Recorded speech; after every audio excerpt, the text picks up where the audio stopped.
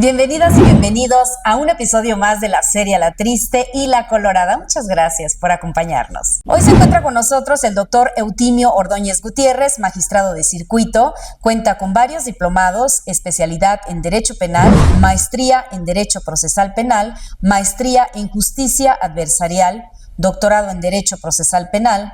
Fue profesor adjunto de la Facultad de Derecho de la UAM, profesor de Historia del Derecho Mexicano, profesor de Derecho de Amparo, solo por mencionar algo de su trayectoria profesional y académica. Bienvenido, doctor.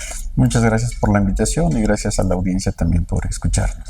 ¿Cómo le gustaría que lo conocieran nuestras audiencias? Porque normalmente los jueces y magistrados nunca dan entrevistas, pero ¿cuál sería la importancia de que los conociéramos no solo por sus sentencias, sino también por su trayectoria profesional? Principalmente la parte humana. Al final, la mayoría de los juzgadores somos personas normales. Puedo comentar que pues mi origen es un pueblo. Me considero parte de esa cultura. En ese pueblo la mayoría de las personas eran comerciantes y campesinos. Fui el primer profesionista de la familia. No tengo familiares abogados o políticos ni en otros cargos. El ascenso fue gradual, a base de méritos y de aspiraciones. Siempre quise pues ingresar al Poder Judicial Federal en algún momento. Al final se dieron las oportunidades y pues ojalá que la sociedad conozca esa parte que no solo es a partir de la universidad, sino también desde el crecimiento de primaria, secundaria, y que todas esas, la primaria y secundaria, pues son escuelas públicas, de hecho de un poblado alejado de parte de la civilización. Cuando hice la primaria y secundaria, pues no conocía absolutamente a ningún abogado. Fue por ahí un comentario en un cumpleaños de mi padre que me comentó, de cierta manera, que quería que alguno de sus hijos fuera abogado, ¿no? Y de ahí tomé como que la idea de que sí voy a ser abogado. En parte de la preparatoria, que es el último año, fue donde tenía que decidir. En ese momento se dividía en ciencias sociales, y matemáticas y química y esas áreas. Entonces decidí por ciencias sociales. El maestro que nos daba nociones de derecho, como que también fue un poco de motivación, la orientadora también. En los test que nos practicaron ahí, bueno, decidí que iba a estudiar derecho. Se viene la época de presentar examen en la universidad. Presenté examen, fui admitido, ingresé en el turno vespertino en la universidad. Solo había 2 turnos en ese tiempo. Y bueno, de muchas preparatorias de Toluca, privadas, incorporadas a la universidad, la preparatoria donde yo estudié fue una preparatoria de la SEP. No estaba incorporada a la universidad, era un poquito más difícil por el reconocimiento. El certificado tuve que ir a validarlo a la propia SEP para que lo aceptaran en la universidad. Y eso fue como que poco a poco motivándome más. Ya en la universidad, pues ya nació más el amor por la licenciatura. Posteriormente fui defensor de oficio en el Estado de México. También fue a través de un concurso, una convocatoria de un maestro que nos invitó. Acudí a presentar el examen, resulté vencedor. Recuerdo que me inscribieron a Tlalnepantla, fue mi primer juzgado, el juzgado sexto de Tlalnepantla. Que supongo que te quedaba lejísimo. Me quedaba un poco retirado, sí, como a 2 horas más o menos, 2 horas. Tenía que también viajar en autobús, tomar después la combi para llegar a Barrientos, que es el dichoso Barrientos. Y en ese momento pues se me hacía como que Barrientos era como que lo máximo en el derecho, ¿no? Después de ello traté de incluirme a un tema de política, a la presidencia de Xonacatlán, con un amigo que logró ser presidente municipal. Pero ahí pues me di cuenta que no era como que el camino correcto. No me agradaba mucho. Fue una dirección jurídica, pero como que en lugar de crecer, de estar en el gobierno estatal, bajé al gobierno municipal y después me invitan a que me fuera a una oficialía del registro civil y comenté, bueno, pues en lugar de ir escalando, me parece que voy bajando un poco en cuestión de cargos, ¿no? Sí. Renuncio, me quedo sin trabajo. Para ese tiempo ya estaba yo casado, tenía meses mi hija de haber nacido y recuerdo una amiga, Leticia Escandón, que es quien me da el acceso al Poder Judicial. En ese momento pues estaba sin chamba. Acudo con él, me presenta al magistrado Diógenes Cruz, pues a él le mentí de cierta manera, le dije que iba a saludarlo y pues no, la verdad yo otra intención de pedir una oportunidad. Ya me dijo que pues qué milagro que ha habido a saludarlo. A él lo conocí haciendo prácticas en ese momento Procuraduría General de la República, donde hice mi servicio, y conocí a Leticia ahí, ya para ese momento ella era secretaria del magistrado. Y en plática fuimos a comer a la feria. Ahí me volvió a comentar que hace mucho tiempo me había hecho la invitación de que me fuera con él a Puebla cuando era juez, pero bueno, en ese momento no acepté la oferta, y me volvió a decir que si deseaba como que otra vez ingresar al Poder Judicial. Le dije que sí, y me dijo, bueno, pues de momento ahorita tendrás que venirte como practicante o prestador de servicio, y cuando se presenten las oportunidades pues ya valoramos, porque están 2 chicos antes que tú. Y bueno, decidí que sí, aún sin ingreso y pagando renta. Decidí trasladarme a la ciudad de Puebla solo, no se fue mi familia conmigo, y ahí inició la carrera judicial. ¿Tienes alguna especialidad dentro de la judicatura o eres experto en varias materias? Inicié en materia penal. El Tribunal de Puebla era especializado en materia penal. La mayoría de mi especialidad y maestrías tenían que ver con el tema penal. Era la materia que pues más me gustaba en ese momento.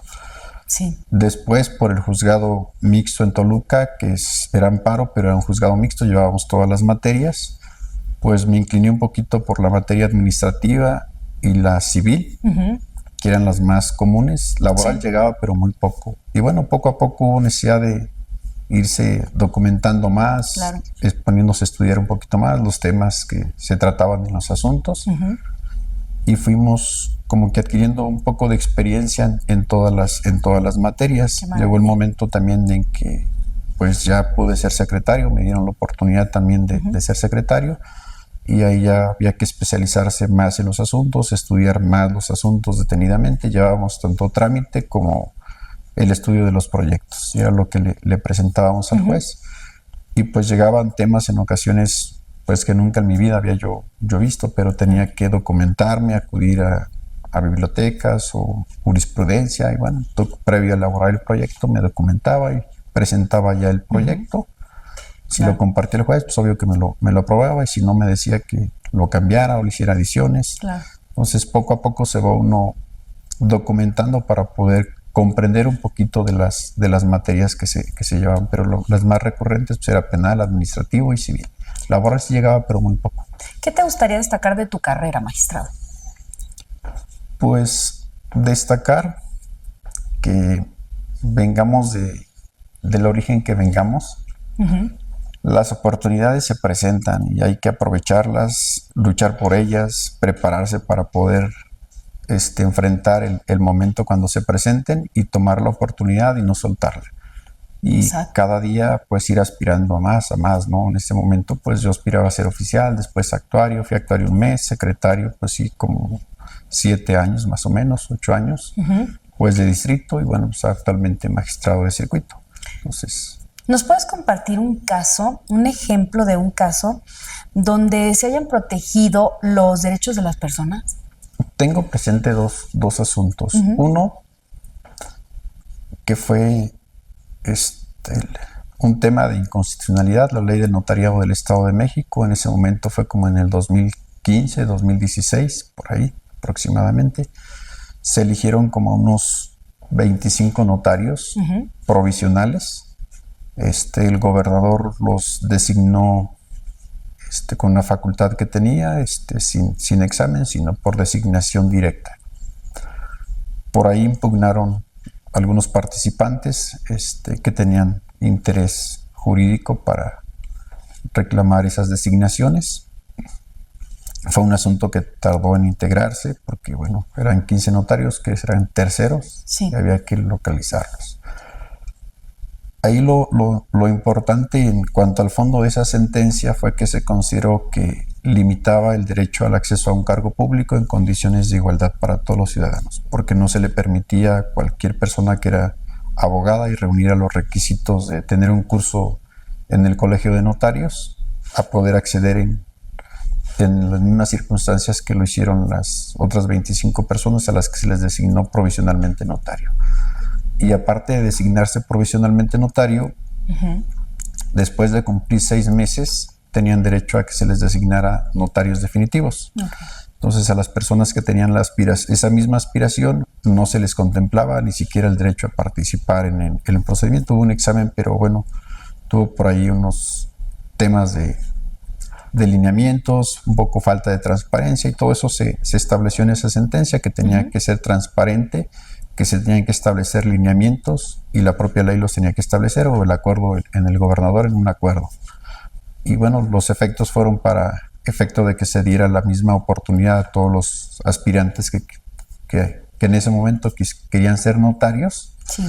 Y lo importante de esto es que actualmente, con la actual gobernadora y el actual consejero jurídico del gobierno del estado, se impulsó una modificación a esa ley y ahora se permite pues participar a cualquier ciudadano que reúna los requisitos en esos cargos, y eso, bueno, al final resultó benéfico para todas las personas que aspiran a un cargo de notario. Magistrado, en la lectura de tu currículum se advierte que has estado en varios estados del país. ¿La justicia es igual o cada estado es distinto, o cómo se maneja? Los estados varían. Por ejemplo, en Puebla pues existe una legislación, existe una cultura diferente a la del Estado de México. Entonces depende del circuito, el tipo de asunto que llega y también la materia. En Puebla predominaban un poco más los fraudes, los abusos de confianza, robos simples, portaciones. Prácticamente era lo más común que llegaba al tribunal.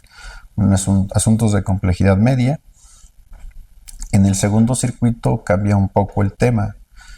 En el tema penal, pues los asuntos son más complejos. Se trata de delincuencia organizada, que vienen 15 o 20 indiciados o procesados. Una causa puede ser compleja por el número de delitos, por el número de procesados y por el número de tomos que comprendan la carpeta de investigación, o en ese momento la carpeta o la averiguación previa. Eso lo va haciendo pues más complejo.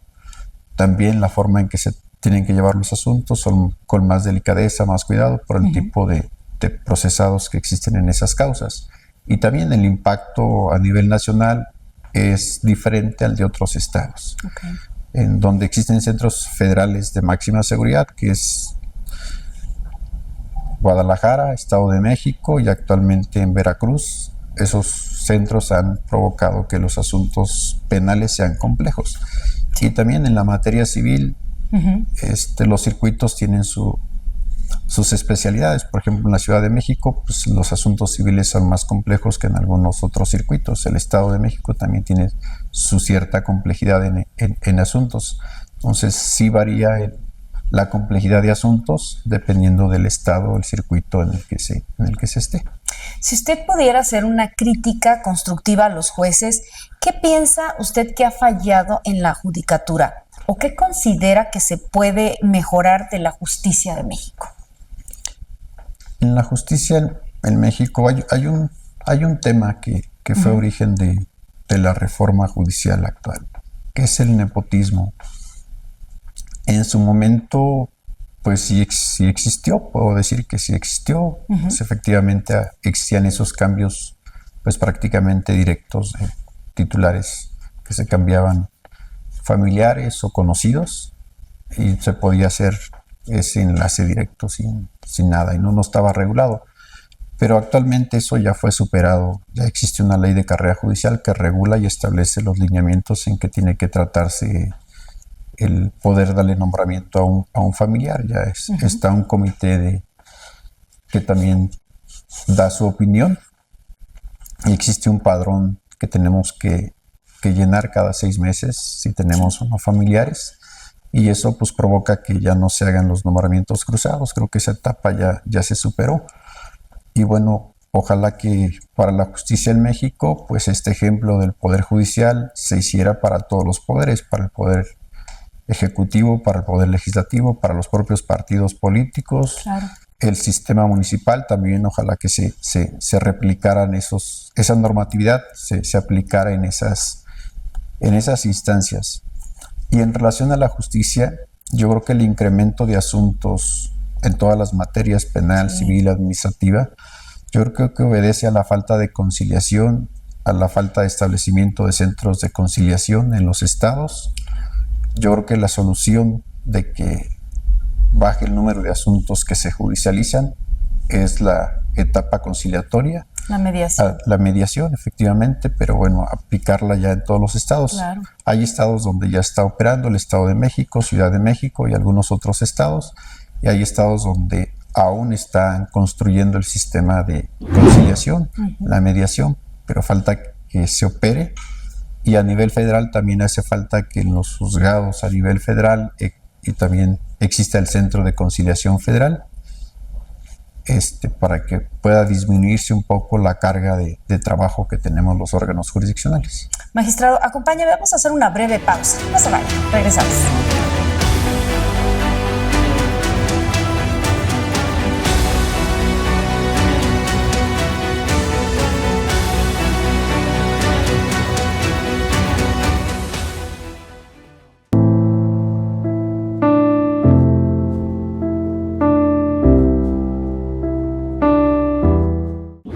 Estamos de regreso en la serie La Triste y La Colorada. Muchas gracias por continuar con nosotros. Magistrado, ¿por qué no es tan rápida la impartición de justicia en México? ¿Cuáles son los problemas a los que te enfrentas en la práctica?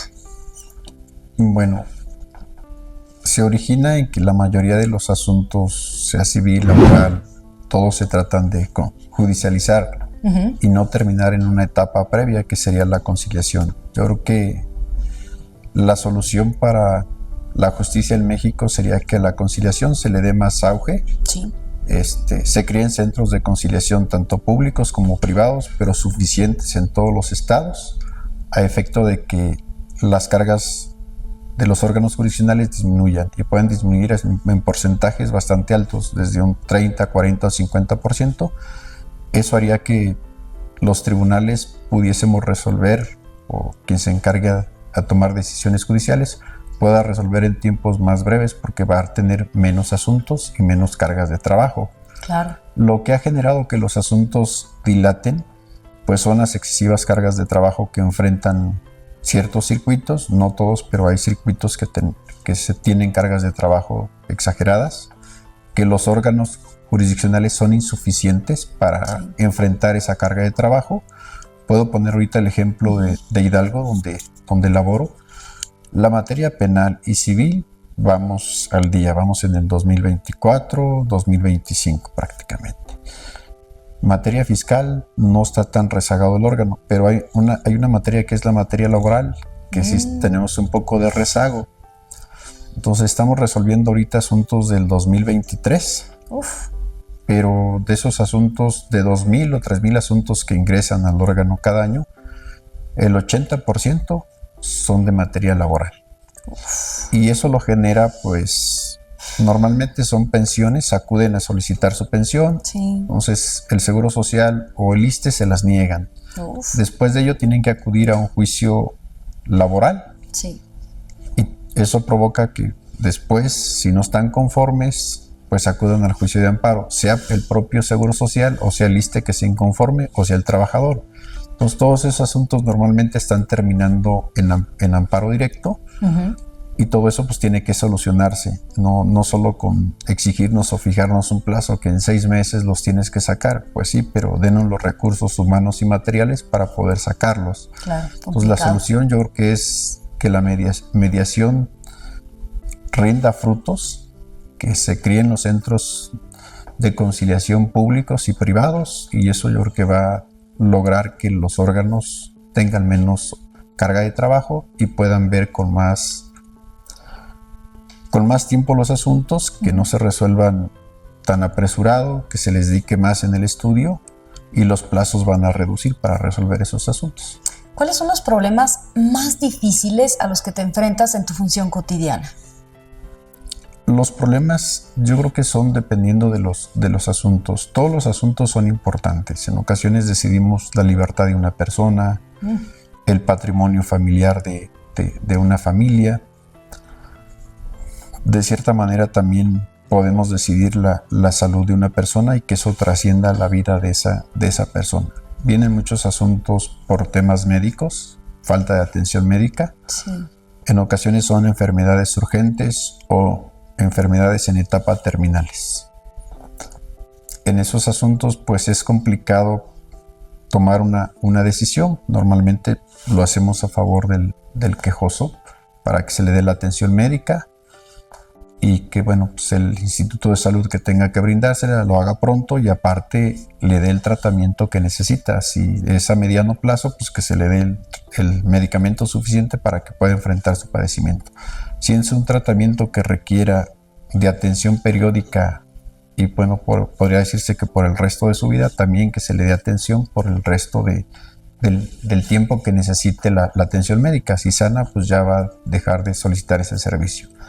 Entonces, lo complicado es tomar esas decisiones, decidir sobre la libertad de una persona, sobre el patrimonio familiar y algunos otros temas nos hacen reflexionar cada asunto y verlo con dedicación, reflexionar que lo que se está decidiendo de cierta manera va a impactar en esa familia y eso no es sencillo. Tiene que hacerse un examen de conciencia, examen en las constancias y examen en lo que establezca la ley. Sí. Y aparte de eso, en los órganos colegiados, pues compartir las posturas de los compañeros, que lleguemos a un consenso de que estamos de acuerdo o no compartimos la postura del compañero. ¿Y por qué te toca decidir en tu tribunal de forma colegiada? ¿Por qué tienen que intervenir 3 magistrados para dictar una sentencia? ¿Cuáles son las ventajas o las desventajas de que tienen que decidir 3 personas? Les voy a comentar de las ventajas. Uh-huh. En los tribunales colegiados creo que es benéfico que 3 personas decidan, porque son asuntos donde en la mayoría es la última instancia el tribunal colegiado.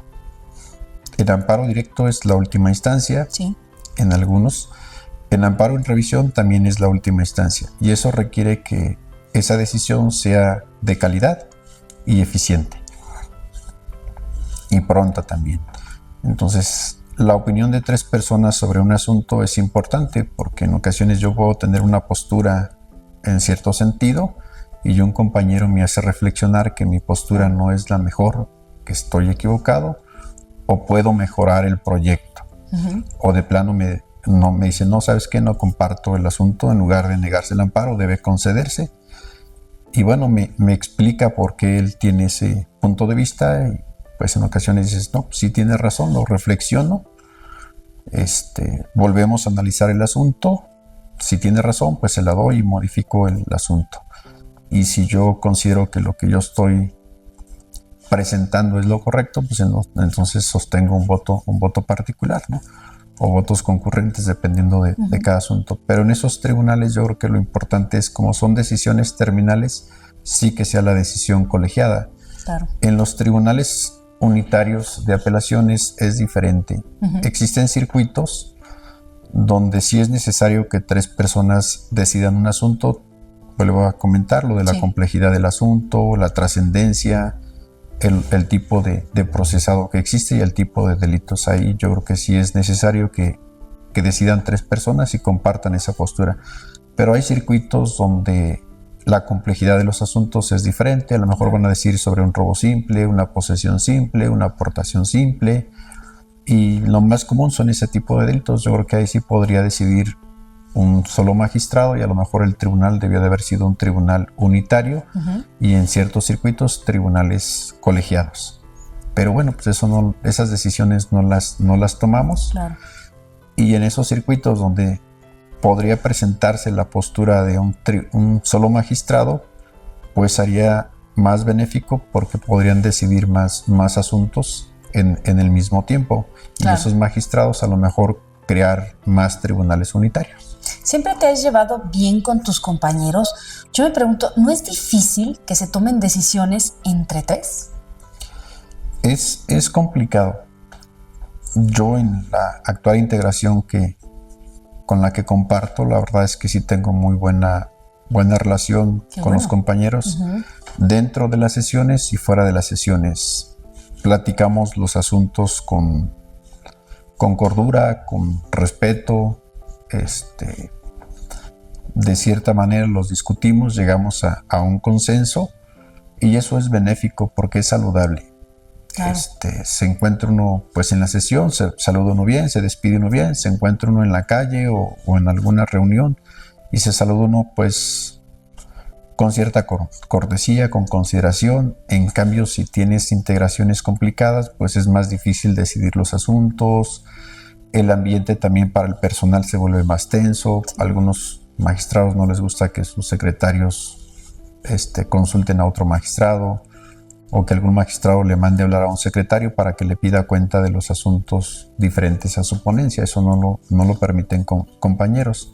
Acá con nosotros pues no pasa eso. O sea, yo puedo mandarle a hablar a un secretario de la ponencia del magistrado Aníbal o el magistrado Benjamín, comentarle las dudas que tenga yo en relación a ese asunto o hacerle algunos comentarios de que me investigue ciertas jurisprudencias o cierta legislación y que le comente al magistrado para cuando tengamos necesidad de discutirlo, ya llevemos los elementos necesarios y podamos llegar a una decisión mejor o a una postura totalmente diferente ambos, ¿no? Pero ya más documentados. Y eso es bueno porque hace que los asuntos fluyan, que no se detengan y al final de cuentas esa solución amigable que se les da a los asuntos es benéfica para la sociedad porque el asunto no se aplaza, no se detiene y se resuelve más pronto. Yo creo que ese es el beneficio que la sociedad tiene de que existan integraciones pues amigables, voy a llamarle así, donde exista una buena comunicación, que no existan posturas diferentes y que aparte no se salga pues con el enojo, con el rencor de que aplazaron este asunto o no lo compartieron. Eso es saludable y benéfico para la sociedad. ¿Cómo manejas la presión y la responsabilidad de ser magistrado? ¿Es importante el apoyo de tu familia? Es muy importante. La verdad es que si no se cuenta con el apoyo familiar, está difícil, ¿no? No se logran los objetivos en cuestión de ascensos y también en cuestión de estudio. Voy a comentarte lo que viví en un asunto. Es un asunto que, bueno, iba yo a resolver. Fui juez en materia de procesos federales y tenía un asunto de una persona famosa e importante en el tema de narcotráfico y delincuencia organizada. Entonces el asunto pues era como de 190 tomos. Me presentaron el proyecto y el secretario me dice, magistrado, pues el asunto se vence para resolver los 3 meses que tenemos el siguiente lunes. Y me lo entregan un miércoles, ¿no? Ese lunes yo había quedado que teníamos planeado un viaje. Entonces, pues ya llegué a casa, ¿saben qué? No podemos salir este viernes, tenemos que esperarnos la siguiente semana y tal vez unos días más, ¿no? Pues ya de momento fue pues triste para la familia porque se quedaron, nos habías prometido que íbamos a hacer el viaje y estamos posponiendo, nos van a quedar menos vacaciones y se está cancelando el viaje, ¿no? Pues ya platiqué con ellos, de cierta manera pues me apoyaron, lo entendieron, pues pusimos el viaje, cambiamos vuelos, porque era aquí incluso en México, no hubo necesidad como que de hacer tanto movimiento, se pudo hacer el cambio de vuelos, de hospedaje, todo lo que implicó, se encargaron de ello. Y bueno, les pedí que esos días tenía yo que acudir, pues eran mis vacaciones, ¿no? Sí, tenía yo que acudir al juzgado. Y pues no fueron 3 días, me aventé como 8 o 9 días, desde las 9 de la mañana hasta que el cuerpo aguantara, revisando las constancias, decidiendo el asunto. Y bueno, ya al final cuando engrosé la sentencia, firmé, pues ya descansas, avisas en casa, ¿saben qué? Ya estamos en condiciones ahora sí de hacer el viaje. Y no solo eso, o sea, hay más cosas que están detrás del juzgador que al final de cuentas es ser humano. Otro tema que quiero comentar con la audiencia. Recién me asignan juez. Pues tengo unos temas de seguridad que me hicieron que pues anduviera yo con cierta presión y preocupado y tenso, ¿no? De cierta manera, los nervios te incrementan y a la vez, pues tenía a mi padre en el hospital, ¿no? 15 días o un mes y se continuaba pues en terapia intensiva, podrías llamársele así, porque estaba en áreas coronarias coronarias, que se llama el piso donde estaba. Y había que estar entre el juzgado, la familia y aparte ir a apoyar a mis hermanos. Somos 3 hermanos en estar turnándonos y mi madre para hacer las guardias con mi papá, porque tenía que estar forzosamente una persona con él para poder tomar decisiones. Y bueno, era una institución pública que nos exigía que un familiar estuviera día y noche ahí con él. Y en esos días pues fue complicado porque tenía yo un asunto delicado, el tema de salud de mi padre, el tema familiar también, de que te tienes que repartir en 3 partes, ¿no? Y eso pues incrementa la tensión, te desconcentra de cierta manera un poquito, pero al final la familia entiende que tienes que tomar decisiones. Mi familia pues siempre me ha apoyado. En ese momento, al contrario, mi esposa me ayudaba a quedarse con mi padre para suplirme a mí. No era obligación de ella, por supuesto, pero la compartimos. Y pues mis hijos también lo entendieron. No podía yo llevarlos a la primaria o a la secundaria, que era la época en que estaban, ni a recogerlos. Y bueno, no lo vieron pues mal, ¿no? Conté con ese apoyo. También en el tema de la oficina, pues recuerdo que mi padre me decía, te veo diferente, ¿te pasa algo? ¿Estás bien? No, todo bien, todo en orden. Y ya una ocasión me comentó, oye papá, me tengo que ir un poco más temprano de lo normal porque nada más iba yo los sábados a verlo. Todo el sábado me la pasaba con él y parte de la noche del sábado. Me dice, oye, si no tienes que venir, pues ya no vengas. Yo entiendo, vas iniciando, era lo que querías y pues dedícate al trabajo, no vayas a cometer un error.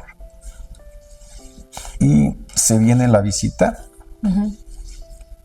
se incrementa un poco la presión, el asunto también tenía que decidirlo. Inicia mi primer día de visita, revisando el asunto, y pues ya en la madrugada me avisan que pues murió mi padre, ¿no?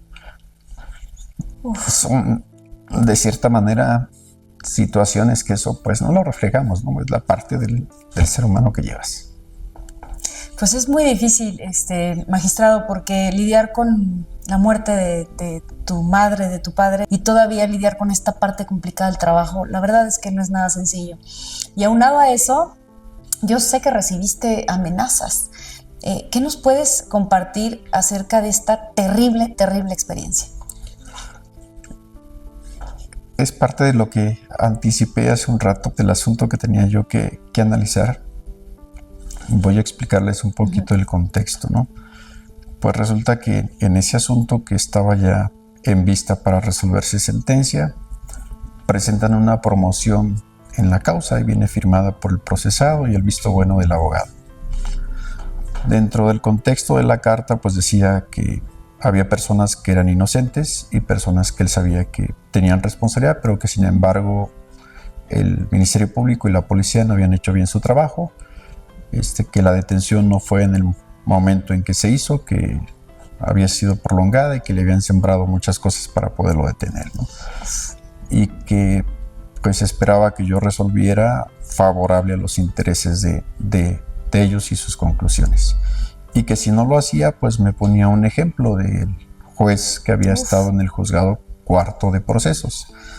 El juez que estuvo en el juzgado cuarto de procesos fue un juez que asesinaron en el Estado de México, y bueno, pues todos sabíamos a qué se refería con esa leyenda en la carta, ¿no? Para esto, pues sí me preocupo. Yo dije, bueno, pues probablemente sea como que un tema del abogado o me quieren espantar, ¿no? Pues la mando ratificar y la ratifica. Me dice, sí, efectivamente, la razón, dijo, yo suscribí con mi abogado la carta, parte de la carta es mía y parte de la carta es del abogado. Pues con motivo de eso yo no tenía seguridad en esos momentos, eran mis primeros días como juez. En ese momento también estaba el tema de mi padre. Pues sí se complicaron las cosas, pero al final pues se pudieron resolver de cierta manera.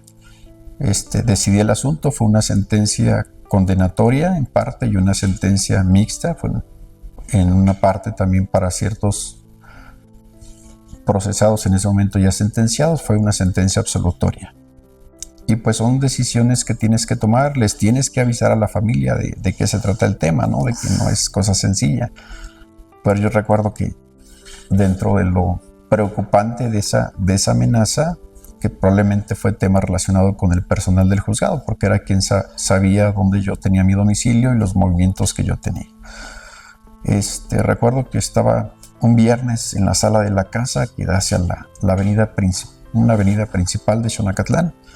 Eran como las 9 de la noche, justo fuera de la reja de mi casa, pues escuchamos detonaciones de calibre fuerte. Pues a tomar a los niños, a resguardarlos a un lugar donde estuviéramos más seguros. Para ese momento ya teníamos escoltas, pero eran solo 2 los que estaban. Salieron a tratar de ubicar qué era lo que estaba aconteciendo y se alcanzaron a ver una moto y 3 personas que iban en la moto, ¿no? Se pidió el apoyo, ya llegó la policía municipal, la policía estatal, pero cuando comenzaron a ver las torretas, pues se fueron, abandonaron el lugar y pues nunca tuve idea de qué se trataba, si fue tema de personal que quería asustarme o tema que estaba relacionado con la carta, ¿no? Afortunadamente, se decidió el asunto, no trascendió y pues doy gracias a Dios que todo está normal. Actualmente ya no tenemos la seguridad, pero sí duró mi familia con seguridad como 3 años, yo también traje seguridad y eso complica un poquito las cosas. La vida de los hijos ya no es normal porque pues ahora tienen que estar acompañados a todas partes con un grupo de escoltas que tiene que seguirte y tienes que avisarles todos tus movimientos y eso a veces no es muy cómodo, ¿no? No, muy difícil, muy difícil. Magistrado, rápidamente antes de irnos a la pausa, ¿qué pasó por tu cabeza cuando tienes a tu padre en el hospital grave? Cuando tienes este caso tan complejo, tan difícil, cuando recibes esta amenaza, ¿qué pensaste en ese momento?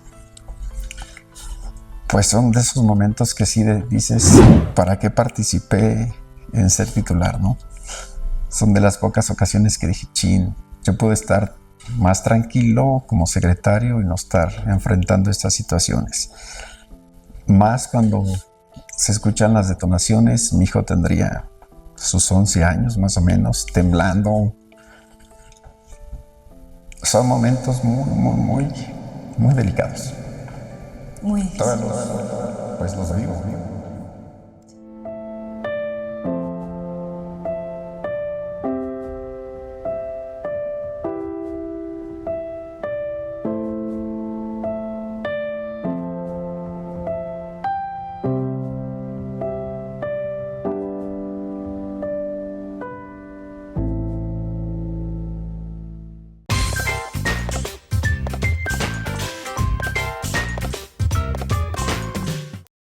Ya estamos de regreso en la serie La Triste y La Colorada.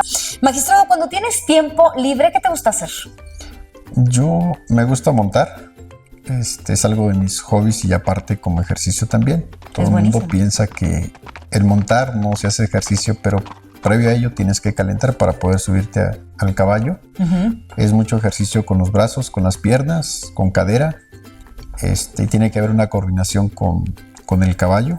Y aparte como que ser un equipo.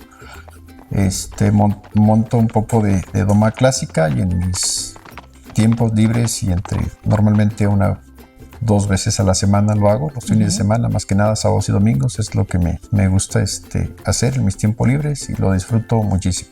Y aparte me da mucha tranquilidad porque es muy relajante. Justo eso te iba a preguntar, magistrado, porque se dice que el caballo te da cierta paz, cierta tranquilidad. Esto, por supuesto, aunado a que es un gran deporte y tienes que estar en perfectas condiciones para saber montar. No es sencillo, no es fácil. Sí, no es fácil y tiene que haber mucha coordinación. Sí. Y en relación a que te quita el estrés, créeme que sí es real. En ocasiones, aunque no monte, el hecho de llegar, tocar al caballo, estar un ratito con él o simplemente bañarlo. Exacto. Porque en ocasiones me toca hacerles el baño al caballo que tenemos y que comparto con mi hija. Pues ese momento de estarlo tocando, limpiando, con el shampoo, el jabón, dependiendo de lo que se ocupe, el secarlo y exponerlo al sol, te relaja bastante. A mí me sirve de terapia, prácticamente con ellos voy a sacar todo el estrés del trabajo, los problemas, presiones de familia, de trabajo, de muchas cosas, saca uno el estrés con esos animales. Son como la combinación, también yo lo asemejo a las personas que tienen un perro, pues también se desestresan con sus perros, les cuentan cosas, nosotros también con los caballos, nos tenemos una comunicación, platicas con ellos, te entienden de cierta manera y sobre todo eso te relajan, y a veces cuando te ven también pues enojado o apagado, solitos se acercan y como que ¿qué te pasa? Cuéntame. ¿Desde qué edad montas? Caballos siempre hemos tenido en la familia, les comentaba, o sea, digamos que es de familia. Sí, que soy de un poblado donde pues la vida ahí era con animales.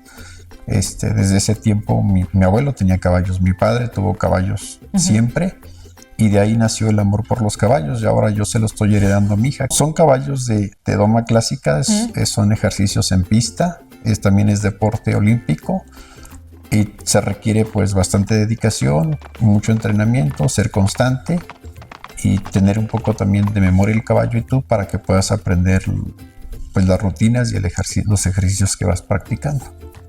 ¿Te gusta la música? Sí me gusta la música. ¿Tienes algún artista que admires? Pues en español es Enrique Iglesias, Luis Miguel, prácticamente es como que son los artistas que más escucho y favoritos, que escucho a lo mejor igual por la edad que hay, más con algunos vamos. Tal vez Enrique Iglesias es un poquito más joven, pero por ahí coincidimos en edades. Si no hubieras estudiado leyes, ¿qué otro tema te hubiera gustado estudiar? Yo creo que sería veterinario.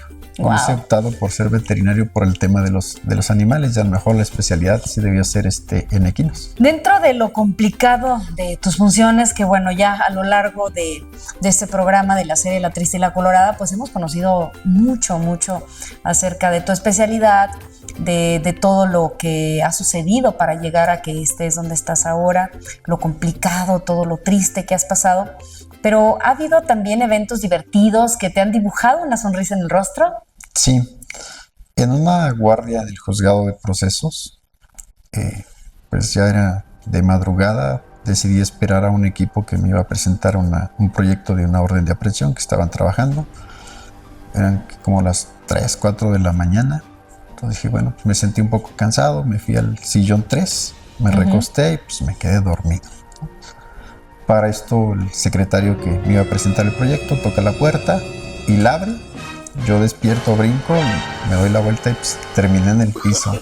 Y ya me pasó, oiga, señor juez, ¿está bien? Y yo, sí, no se preocupe, todo normal. ¿Le pasó algo? No. Pues ya al final le conté pues que me caí al piso, ¿no? Él no se dio cuenta. Sí, se dio cuenta. Sí, se dio cuenta.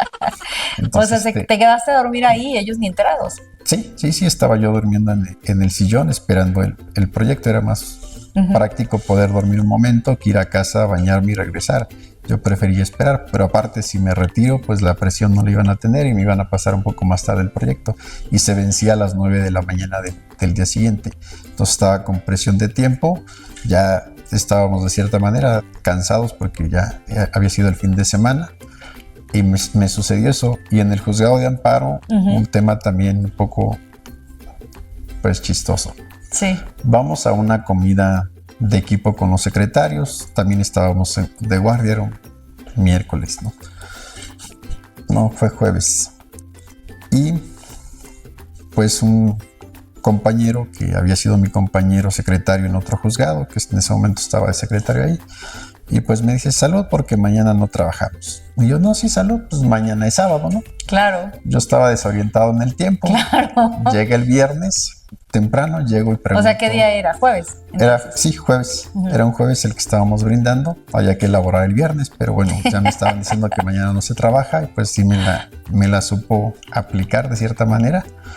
Y la mitad de secretarios y oficiales no acuden a laborar al juzgado. Entonces yo llego temprano el viernes, 9:15 de la mañana, y pues veo que la mitad del personal no estaba, ¿no? Le comento a Tania, que era mi particular en ese momento, sí. Oye, Tania, pues ¿qué pasó con los secretarios? Y me dice, pues me dicen que usted les dio permiso, que les dijo que mañana no se trabaja, que hoy no se trabajaba, ¿no? Y ya le mando a hablar a una secretaria. Le digo, oye, pues ¿por qué no está? Y dice, señor juez, usted nos dio su palabra de que hoy no se elaboraba y que no poníamos. Y pues ya, ahí sí, pues dije, bueno, pues ni modo, me chamaquearon, pero el juez tiene palabra, pues ya, que se tomen el día. Oye, te agradezco muchísimo, magistrado, que hayas estado con nosotras y con nosotros el día de hoy. Ha sido una charla emotiva. Conocimos mucho más acerca de tus funciones, pero también de todos estos retos que enfrentas día a día. Incluso también conocimos un poquito más de la parte divertida. Te agradezco mucho y yo te invito a que regreses próximamente. Muchas gracias por la invitación y sí, si me hacen otra invitación, pues asistimos aquí a contar un poquito de la parte humana también de lo que implica un juzgador. Y gracias a todas y todos ustedes por habernos acompañado el día de hoy. Yo soy Judith Gradilla. Nos vemos en la próxima.